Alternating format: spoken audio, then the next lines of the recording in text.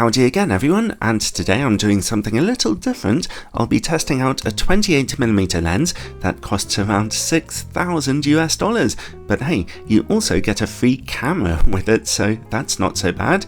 The 28mm f1.7 lens that comes attached to the Leica Q3 is fixed onto the camera, so there's really no other way to get hold of it, but it's quickly gained a great reputation for itself, so I thought, why not make a special review of the lens itself to go alongside my review of the camera? I thought that maybe you'd all be as curious as I am to know how it tested out. If you are going to have any lens permanently fixed to your full-frame camera, then 28mm is hardly a bad choice. Its moderately wide angle might not be very exciting, but it is undeniably useful and popular for street photography, and a maximum aperture of f1.7 is lovely and bright. Combined with image stabilization, that makes this a fantastic lens for shooting in darker conditions or even getting a somewhat out of focus background. I'd like to thank Leica very much for loaning me a Q3 camera with, of course, this lens for a few weeks for testing, although as usual this is a totally independent review. The lens's build quality is absolutely gorgeous, as you'd expect at this price point, small, solid and with a gorgeous, thoughtful, tactile design. The first thing I like about it is its macro control dial right at the rear. Turning this will set the lens into macro focusing mode, extending the bottom of the hyperfocal scale in an action that feels smooth and looks totally awesome. Then comes the focus ring. This turns very smoothly and precisely. There's a handy finger rest at the bottom, which also has a switch to let you lock the lens in or out of autofocus mode. Another neat design, although the switch itself is a little fiddly to use. When it comes to manual focus, the lens exhibits a moderate amount of focus breathing, nothing that would cause you any kind of serious problem while video making though. Autofocus on this lens is silent, very accurate, but only averagely fast, and not always totally sure of itself. It has to hunt just a little to move the right way for you. In front of the focus ring comes aperture control, which turns evenly with perfect gentle clicks at every third of an f-stop. I have some criticism here though. It's far too easy to accidentally turn the lens from f1.7 into automatic mode, which can easily catch you out when casually shooting, leaving you feeling a bit out of control of your camera. I'd like to see Leica add a little lock switch to this mechanism, like Sigma do with their lenses. The lens's front filter size is a small 49mm, and the Leica Q3 is an image stabilized camera. I found its stabilization really helped me to get very sharp images in the dark here. The lens comes with a metallic Coke can style hood, which is not to everyone's taste, and a slip-on cap to go on top of that, which does at least fit quite nicely. I never bothered with the hood and the slip-on cap though, preferring just to use an old Sony 49mm lens cap that I had lying around the place. So overall, the lens's design and build quality is absolutely gorgeous, with some thoughtful and unique design ideas. The only real niggle for me was how often I found it slipping out of f1.7 and into automatic aperture mode by mistake, which could get annoying sometimes. Anyway, image quality, and this is the first lens I've ever properly tested at 61 megapixels. Thankfully, my test chart turned out to be up for the challenge. I'm glad I had it printed so big and at such a high quality. Bear in mind that the Leica Q3 camera is making automatic image corrections here.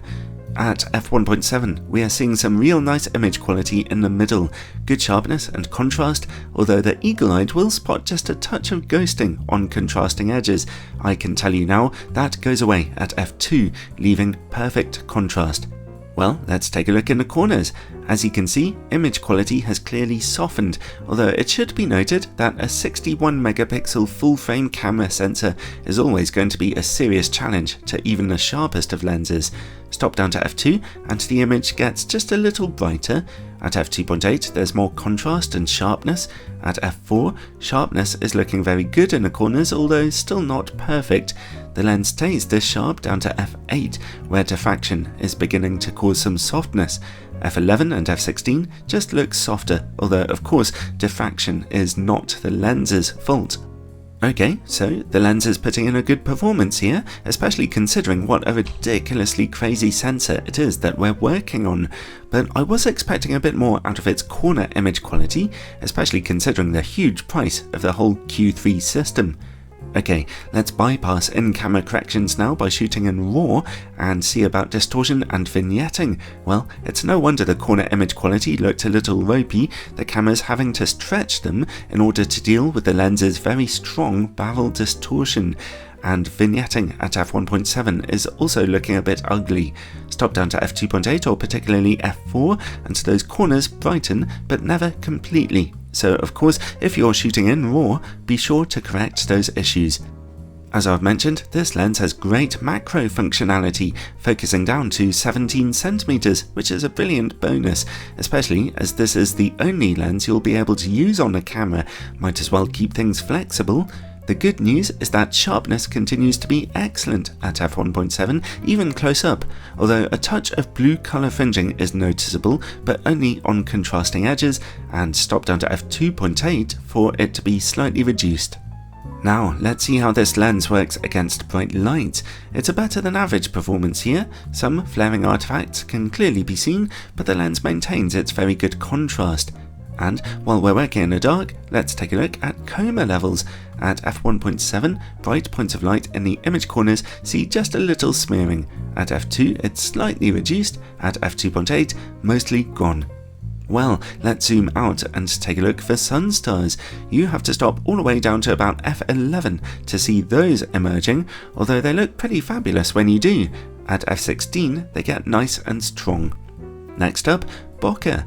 I very much liked the quality of this lens's out-of-focus backgrounds. Specular highlights have minimal substructure or outlining, and also a surprisingly low cat's eye bokeh shape towards the corners. That's normally quite a serious problem, but it's much more subtle on this lens. Nice job, Leica. And finally, related to bokeh comes longitudinal chromatic aberration. On this lens, it's certainly notable at f1.7, but not very strong. Stop down to f2.8 and it's stubbornly sticking around, but at f4 it's mostly gone. Overall, well, it was a bit indulgent of me to test this lens fully because, well, the only people who can experience it are those who blow $6,000 on a Leica camera. I was expecting more corner sharpness out of the optic, but sharpness in the center and in the mid-frame is absolutely spectacular. Its build quality is intuitive and beautiful to handle, and its images look absolutely gorgeous, so really, it's the perfect companion for the Leica Q3. Really, really interesting. I had a whale of a time testing this lens out.